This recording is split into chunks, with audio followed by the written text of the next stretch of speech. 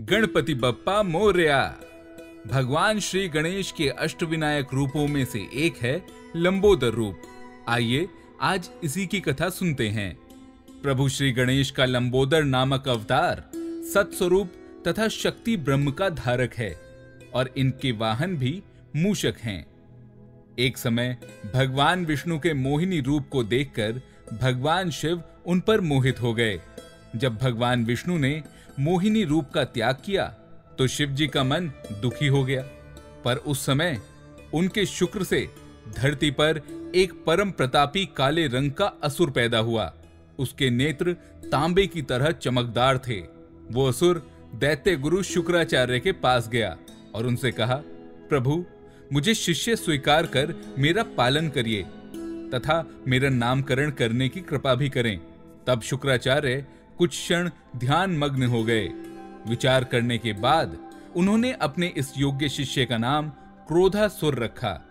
उन्होंने उसका संस्कार कर उसे अपनी शिक्षा से भली भांति योग्य बनाया। फिर उन्होंने शंबर दैत्य की परम रूपवती कन्या प्रीति के साथ उसका विवाह कर दिया।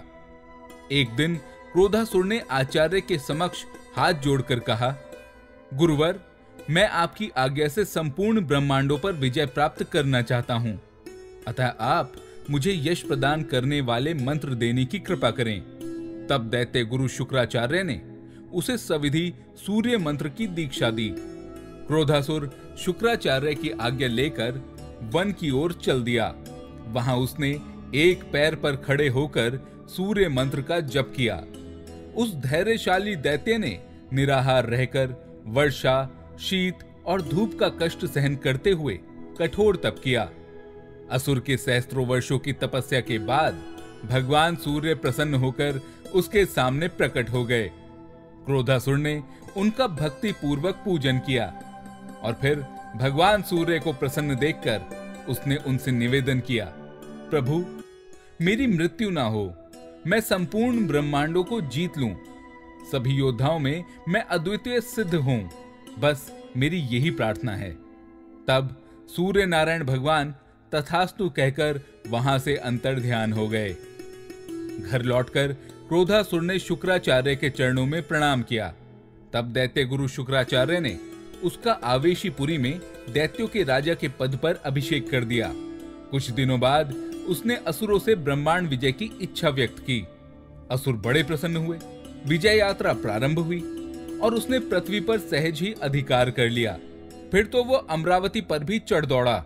उसके डर से देवता भाग गए। स्वर्ग भी उसके अधीन हो गया।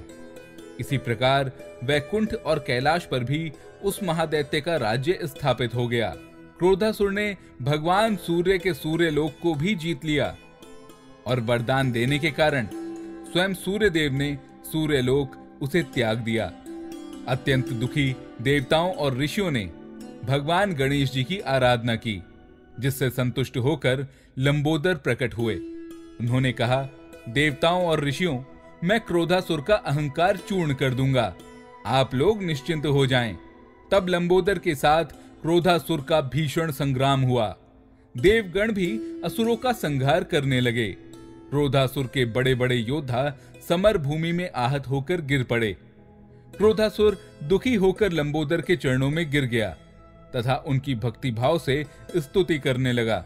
सहज कृपालु लंबोदर ने उसे अभयदान दे दिया। तब क्रोधासुर भगवान लंबोदर का आशीर्वाद और भक्ति प्राप्त कर शांत जीवन बिताने के लिए पाताल चला गया और देवता अभय और प्रसन्न होकर भगवान लंबोदर का गुणगान करने लगे। गणपति बप्पा मोरया। मैं हूं हिमांशु शर्मा और अष्टविनायक गणपति के प्रत्येक रूप की कहानी लेकर मैं आऊंगा इस गणेश उत्सव में हर रोज। आप बस जुड़े रहें एस्ट्रोलॉजिक के साथ सभी पॉपुलर सोशल मीडिया प्लेटफॉर्म्स पर। धन्यवाद।